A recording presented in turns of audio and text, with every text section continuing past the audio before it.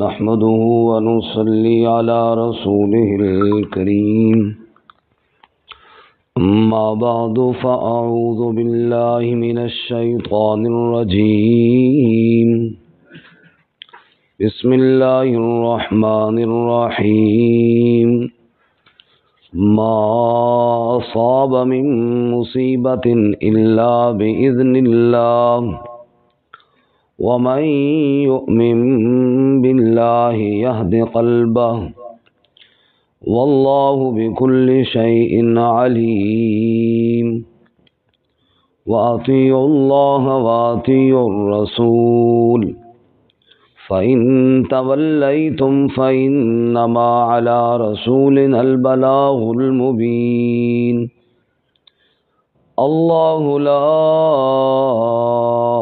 إله إلا هو وعلى الله فليتوكل المؤمنون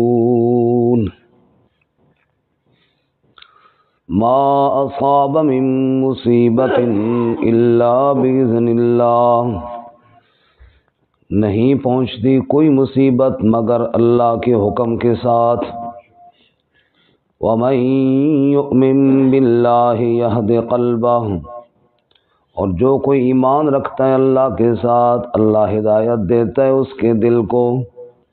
وَاللَّهُ بِكُلِّ شَيْءٍ عَلِيمٌ، اور اللہ ہر شے کے ساتھ علم رکھنے والا ہے. وَأَطِيعُوا اللَّهَ وَأَطِيعُوا الرَّسُولَ، اور اطاعت کرو اللہ کی اور اطاعت کرو رسول صلی اللہ علیہ وسلم کی. فَإِن تَوَلَّيْتُمْ، پس اگر تم پھر گئے، فَإِنَّمَا عَلَىٰ رَسُولِنَا الْبَلَاغُ الْمُبِينُ، بس بے شک ہمارے رسول پر تو واضح طور پر پیغام پہنچا دینا ہے. اللہ لا الہ الا ہو، اللہ کی وہ ذات ہے جس کے علاوہ کوئی عبادت کے لائق نہیں. وعلی اللہ فلیتوکل المؤمنون، اور اللہ ہی پر چاہیے کہ توکل کریں ایمان والے. سبحان ربک رب العزت عما یصفون، سلام علی المرسلین والحمد للہ رب العالمین. اللہم صل علی محمد وعلی آل محمد کما صلیت علی ابراہیم وعلی آل ابراہیم انک حمید مجید.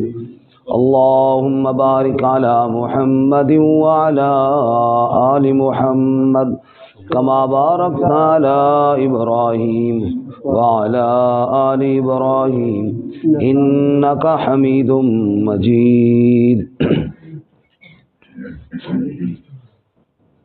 معزز سامعین، سورۃ التغابن آیت نمبر 11، 12 اور 13 آپ کے سامنے تلاوت کی ہیں. اللہ رب العزت ان آیات کے مطابق صحیح بیان کی توفیق عطا فرمائے اور ہمیں قرآن و سنت پر عمل کرنے کی توفیق عطا فرمائے.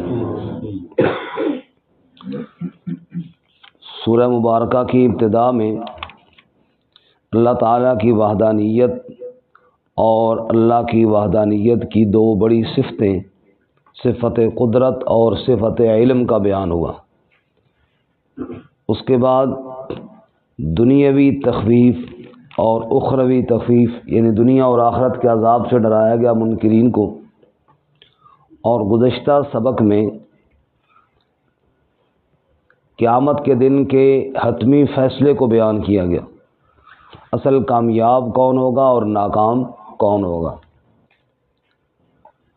آج کے سبق میں پہلی آیت مبارکہ میں ایک شبہ کا جواب ہے، دوسری آیت مبارکہ میں اطاعت کی ترغیب ہے، اور تیسری آیت مبارکہ میں مسئلہ توحید ہے. شبہ یہ ہے کہ جب اللہ ہی ساری کائنات کا نظام چلانے والا ہے تو اہل ایمان پر تکلیفیں کیوں آتی ہیں، اہل ایمان پر مصائب کیوں آتے ہیں؟ تو جواب دیا یہ سب اللہ ہی کی طرف سے ہے. اللہ اپنے بندوں کو آزماتا ہے، باقی تکلیفیں دینے والا بھی اللہ ہے اور تکلیفوں کو ٹالنے والا بھی کون ہے؟ ما اصاب من مصیبت الا باذن اللہ، اللہ کی اجازت کے بغیر، اللہ کے حکم کے بغیر کوئی مصیبت نہیں آ سکتی۔ انسان کے بدن کے اندر کانٹا بھی اللہ کی مرضی کے بغیر نہیں چبھ سکتا۔ جو کچھ تکلیفیں ہیں، جو کچھ مصائب ہیں، سب کس کی طرف سے ہیں؟ سورہ یاسین میں ہے نا، ان یردنی الرحمن بضر لا تغن عنی شفاعتهم شیئا، اگر رحمان کوئی تکلیف پہنچانے کا ارادہ کرے، ساری کائنات سفارشوں پہ لگ جائے، کسی کی سفارش کام نہیں آتی، بات وہی ہوگی جو میرا رب چاہے گا۔ اس لیے یہاں پہ اللہ فرماتے ہیں ما اصاب من مصیبت الا باذن اللہ، اللہ ہی کے حکم سے تکالیف بھی آتی ہیں، اور یہ تکلیفیں ایمان والوں کے لیے اتنی بڑی اللہ کی رحمت ہے کہ آخرت کے عذاب سے اللہ ان تکلیفوں کی وجہ سے نجات عطا فرما دیتا ہے۔ لہذا تمہارا کام یہ ہے کہ اللہ کی ذات پر یقین رکھو۔ وَمَن يُؤْمِن بِاللَّهِ يَهْدِ قَلْبَهُ، جو کوئی اللہ پر ایمان رکھے، یعنی اللہ کی توحید پر ایمان رکھے، اسے وحدہ لا شریک مانے، یہد قلبہ، اللہ اس کے دل کو ہدایت دے دیتے ہیں، یعنی دل اس کا اللہ کی ذات کے اوپر متوکل ہو جاتا ہے، دل میں یقین پیدا ہو جاتا ہے، اور جب اللہ کی ذات پر دل میں یقین پیدا ہو جائے پھر سارے مسئلے آسان ہو جاتے ہیں۔ واللہ بکل شیء علیم، اور اللہ ہر چیز کے ساتھ علم رکھنے والا ہے۔ اللہ کے مومن بندے پر جو جو تکلیفیں آتی ہیں سب اللہ کے علم میں ہے، اللہ ان تکلیفوں کے بدلے میں بہت کچھ عطا فرمائے گا۔ اس لیے تمہارا کام یہ ہے اپنے دل کو اللہ کی طرف متوجہ رکھو اور دل پر یقین اللہ کی ذات پہ کامل بٹھا لو۔ اللہ ہمیں دل کا یقین نصیب فرما دے۔ اور آگے یقین کامل بیٹھنے کا طریقہ اللہ اور اس کے رسول صلی اللہ علیہ وسلم کی اطاعت، وَأَطِیعُوا اللَّهَ وَأَطِیعُوا الرَّسُولَ، اور اطاعت کرو اللہ کی اور اطاعت کرو رسول اللہ صلی اللہ علیہ وسلم کی۔ اور دوسری جگہ اللہ فرماتے ہیں نا، مَن یُطِعِ الرَّسُولَ فَقَدْ أَطَاعَ اللَّهَ، جس نے رسول کی اطاعت کی اس نے گویا کہ اللہ کی اطاعت کی، کیونکہ اللہ کی اطاعت کیسے پتہ چلے گا؟ وہ رسول اللہ صلی اللہ علیہ وسلم کی حکم سے ہی پتہ چلے گا۔ وَأَطِیعُوا اللَّهَ وَأَطِیعُوا الرَّسُولَ فَإِن تَوَلَّیْتُمْ، اگر تم نے منہ موڑ لیا، اگر تم پھر گئے اللہ اس کے رسول کی اطاعت سے، تو سنو فَإِنَّمَا عَلَىٰ رَسُولِنَا الْبَلَاغُ الْمُبِينُ، بے شک ہمارے رسول کی ذمہ داری تو واضح طور پر پیغام پہنچانا ہے۔ اللہ کے پاک نبی صلی اللہ علیہ وسلم نے جب پیغام پہنچا دیا ان کی ذمہ داری تو پوری ہو گئی۔ اب اگر غلطی کرو گے تو اس کی جواب داری خود تمہیں دینی پڑے گی، رسول اللہ کی ذمہ داری پوری ہو گئی۔ تو اللہ ہمیں اپنے نبی صلی اللہ علیہ وسلم کی کامل اتباع کی توفیق عطا فرمائے۔ اگر اتباع سے منہ موڑ لیا تو نبی صلی اللہ علیہ وسلم کی ذمہ داری تو پیغام پہنچانا تھا، سو آپ نے پہنچا دیا۔ اب آیا وہ مسئلہ جس مسئلے کی سے بات شروع کی تھی سورت کے شروع میں، آپ دیکھیں نا بالکل شروع میں 1 2 3 آیتیں، یسبح للہ ما فی السماوات وما فی الارض، آسمانوں میں جو ہیں وہ بھی اللہ کی تسبیح بیان کرتے ہیں اور زمین والے بھی اللہ کی تسبیح بیان کرتے ہیں۔ لہ الملک ولہ الحمد، بادشاہت بھی اسی کی ہے، تعریفیں بھی اسی کی ہیں۔ وہو علی کل شیء قدیر، ہر چیز پر قادر بھی وہ ہے۔ هو الذی خلقکم، اسی نے تمہیں پیدا کیا، بعض کافر بنے اور بعض مومن بنے۔ واللہ بما تعملون بصیر، جو تم کرتے ہو اللہ اس کو دیکھنے والا ہے۔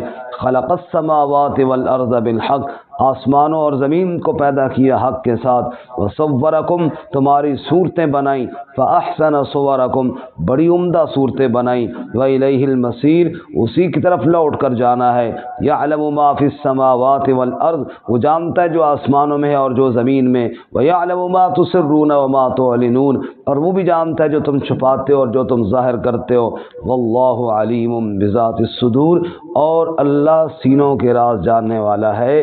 نتیجہ پھر کیا نکلا؟